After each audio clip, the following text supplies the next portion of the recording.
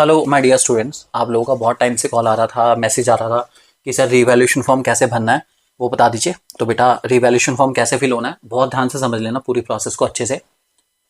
ये फॉर्म बहुत इंपॉर्टेंट है क्योंकि अगर आपने ये फॉर्म सही नहीं भरा तो ये बहुत बड़ा इशू क्रिएट कर सकता है।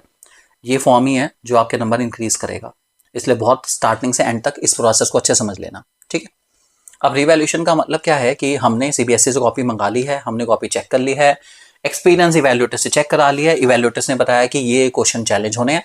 अब सुनो आगे क्या है। ठीक है, सीबीएसई की साइट पर आके वेरिफिकेशन प्रोसेस वाले कॉलम में आ जाना। ठीक है, क्लिक कर देना यहाँ पे।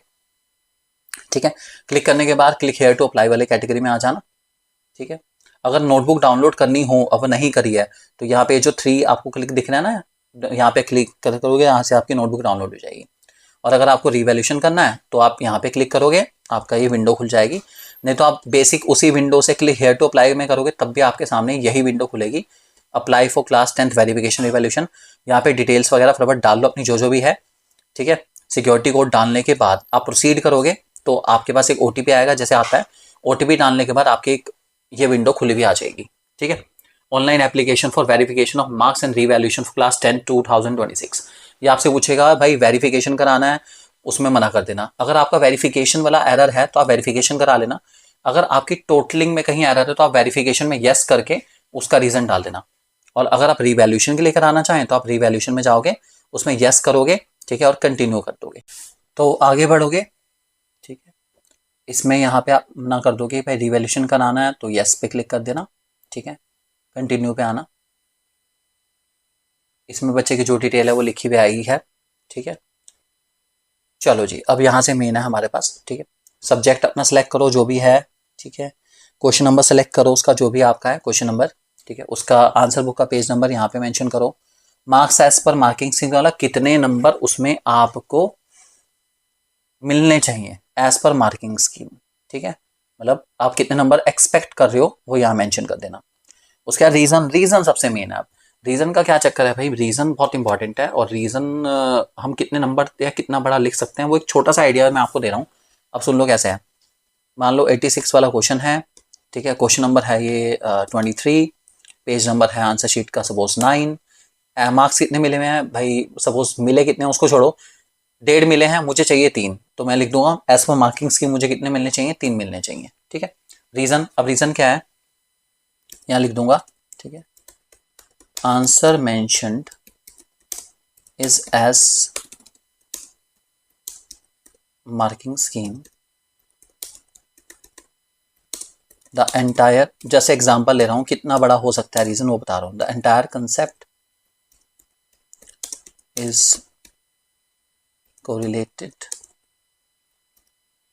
अराउंड द, जैसे एग्जांपल एक उसका ले रहे हैं, मायोपिक आई,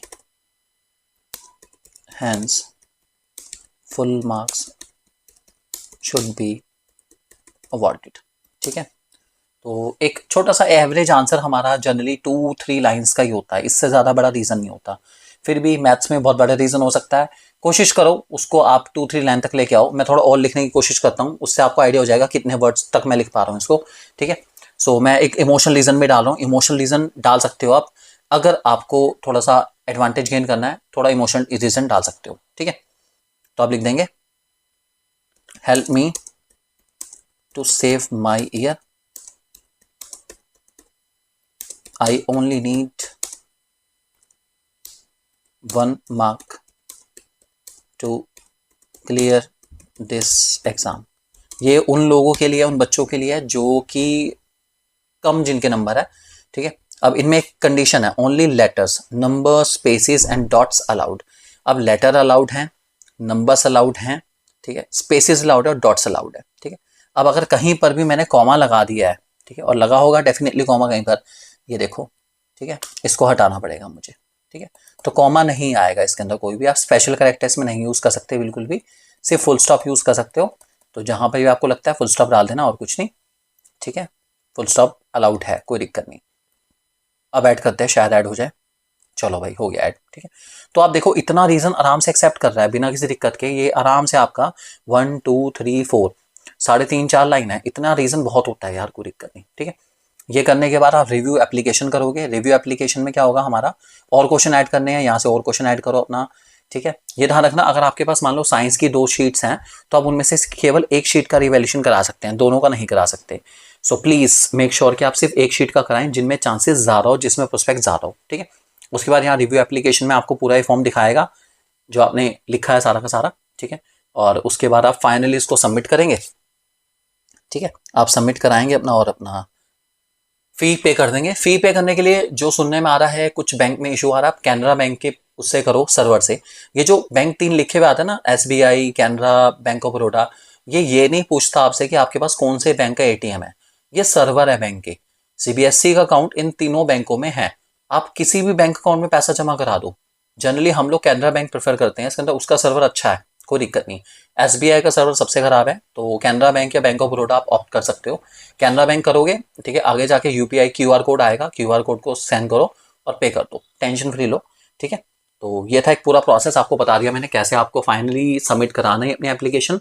रीज़न एक्यूरेट रखना, अगर आपका रीज़न एक्यूरेट नहीं हुआ तो बहुत बड़ा इशू हो सकता है, क्योंकि it's all about reason. If your reason is accurate then your marks will definitely increase, chances ज़्यादा है, ठीक है। और ये जो इमोशनल अत्याचार है ये सिर्फ वही बच्चे करेंगे जिनके मार्क्स कम है, 28, 29, 30, 31। वो अपनी डिमांड के हिसाब से 1 नंबर 2 नंबर अपने प्रैक्टिकल के मार्क्स बता दो, आधा नंबर डिमांड कर सकते हो। अगर एक सही टीचर हुआ सामने तो शायद आपकी सुन ले, ऊपर वाला सुने, क्या पता नीचे वाला भी सुन ले। तो थोड़ा सा इमोशनल एंगल यूज़ कर सकते हो, अगर करना चाहे तो कोई दिक्कत नहीं है। मेन यही है, अच्छे इवैल्यूएटर से कॉपी चेक कराओ, और थोड़ा सा इमोशनल एंगल भी अगर चल जाता है तो ठीक है, कोई इशू नहीं, ठीक है। और अगर आपको ये प्रोसेस अच्छी लगी हो कि आपने भाई सर ने आपको बहुत अच्छे से बताया, तो मैंने आप लोगों के लिए एक छोटा सा स्कैनर लगा हुआ है। आप चैनल की ग्रोथ के लिए कुछ कंट्रीब्यूट करना चाहें, क्योंकि हमें बहुत सारे लोग सुनते हैं, हमें तारीफ करते हैं, अगर चैनल की ग्रोथ के लिए वो कुछ कंट्रीब्यूट करना चाहे, उन्हें लगता है कि यार इस चैनल ने डेफिनेटली उनकी बहुत ज़्यादा हेल्प करी है, तो प्लीज़ चैनल की ग्रोथ के लिए कंट्रीब्यूट करिए।